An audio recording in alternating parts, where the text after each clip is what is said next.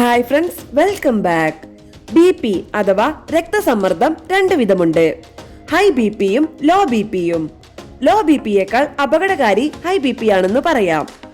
140-നേക്കാൾ കൂടുതൽ systolic pressure പോകുമ്പോഴാണ് ഇത് ഹൈ BP ആകുന്നത്. ഇതിന് കാരണങ്ങൾ പലതുണ്ട്, അതുപോലെ പരിഹാരങ്ങളും. ജീവിത രീതിയിൽ ചില മാറ്റങ്ങൾ വരുത്തിയാൽ ഹൈ BP നമുക്ക് നിയന്ത്രിച്ചു നിർത്താവുന്നതേയുള്ളൂ. ഇതിനുള്ള വഴികൾ എന്തൊക്കെയെന്ന് നോക്കാം. അതിനു മുൻപ് ഈ വീഡിയോ നിങ്ങൾക്ക് യൂസ്ഫുൾ ആയെങ്കിൽ ലൈക്ക് ആൻഡ് ഷെയർ ചെയ്യണേ. സംശയങ്ങൾ കമന്റ് ബോക്സിൽ രേഖപ്പെടുത്താം. ആരോഗ്യപരമായ പുതിയ അറിവുകൾ വേഗത്തിൽ അറിയാൻ സബ്സ്ക്രൈബ് കൂടി ചെയ്തോളൂ, തീർച്ചയായും ഉപകാരപ്പെടും. തടിയും BP-യും തമ്മിൽ ബന്ധമുണ്ടെന്ന് പറയാം. തടി കൂടുന്തോറും ഉയർന്ന BP-ക്കുള്ള സാധ്യത കൂടും. തടി കുറയുന്നത് BP മരുന്നുകൾ കൂടുതൽ ഫലപ്രദമാകാനും സഹായിക്കും. തടിയുടെ കാര്യം പറയുമ്പോൾ അരക്കെട്ടിന്റെ കാര്യത്തിൽ പ്രത്യേകം ശ്രദ്ധ കൊടുക്കുക. അരക്കെട്ടിന് തടി കൂടുന്തോറും BP കൂടാനുള്ള സാധ്യതയും കൂടുതലാണ്. പുരുഷന്മാരുടെ അരക്കെട്ടിന്റെ അളവ് 40 ഇഞ്ചിനേക്കാളും സ്ത്രീയുടേത് 35 ഇഞ്ചിനേക്കാളും അധികമാണെങ്കിൽ BP സാധ്യത കൂടുതലാണ്. ഇത് ഏഷ്യൻ പുരുഷന്മാരിൽ 36-ഉം സ്ത്രീകളിൽ 32-ഉമാണ്.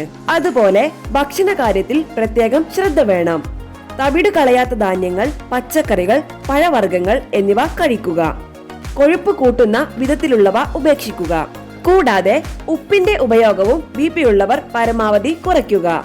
ഉപ്പിന്റെ ഉപയോഗം ദിവസം 2300 മില്ലിഗ്രാമിൽ കൂടരുത്. സോഡിയം കലർന്ന പാക്കറ്റ് സാധനങ്ങളുടെ ഉപയോഗവും കുറയ്ക്കുക. മദ്യപാനം കുറയ്ക്കുക. ഇത് BP കൂടാനുള്ള ഒരു പ്രധാന കാരണമാണ്. മദ്യം പെട്ടെന്ന് പാടെ നിർത്തുന്നത് ചിലപ്പോൾ BP ഇരട്ടിയാക്കിയെന്നിരിക്കും. അളവ് കുറച്ചു കൊണ്ടുവന്ന് മദ്യം നിയന്ത്രിക്കുന്നതാണ് നല്ലത്. വല്ലപ്പോഴും നിയന്ത്രണത്തിനുള്ളിൽ നിന്നുള്ള മദ്യപാനം അപകടമല്ല. പുകവലിയും ഹൈ BP-ക്ക് അപകടം തന്നെ. പുകയിലയിലെ നിക്കോട്ടിനാണ് ഈ പ്രശ്നമുണ്ടാക്കുന്നത്. ഇത് രക്തപ്രവാഹത്തെ തടസ്സപ്പെടുത്തുകയും ചെയ്യും. അതുപോലെ കഫീൻ അടങ്ങിയ സാധനങ്ങളും ഉപയോഗിക്കരുത്. ഇത് ദോഷം ചെയ്യും. കാപ്പിയും ഒരു പരിധി വിട്ടാൽ BP കൂട്ടുമെന്ന് ചുരുക്കം. സ്ട്രെസ്, ടെൻഷൻ എന്നിവ BP കൂട്ടുന്നതിൽ മുഖ്യ പങ്ക് വഹിക്കുന്നവയാണ്.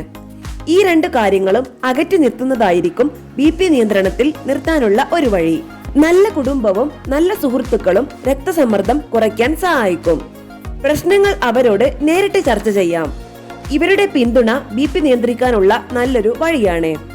ഇവരോടൊത്ത് ചിലവഴിക്കുന്ന സമയം BP കുറയ്ക്കും. എപ്പോഴും BP പരിശോധിക്കുക. ഇത് ഡോക്ടറുടെ നിർദ്ദേശപ്രകാരം തന്നെ വേണമെന്നില്ല. BP നോക്കുന്നത് എപ്പോഴും ഇത് നിയന്ത്രിച്ചു നിർത്താൻ സഹായിക്കും. BP നിയന്ത്രിക്കാനുള്ള മറ്റൊരു മാർഗമാണ് വ്യായാമം ചെയ്യുന്നത്. ദിവസവും അരമണിക്കൂറെങ്കിലും വ്യായാമം ചെയ്യാൻ ശ്രദ്ധിക്കുക.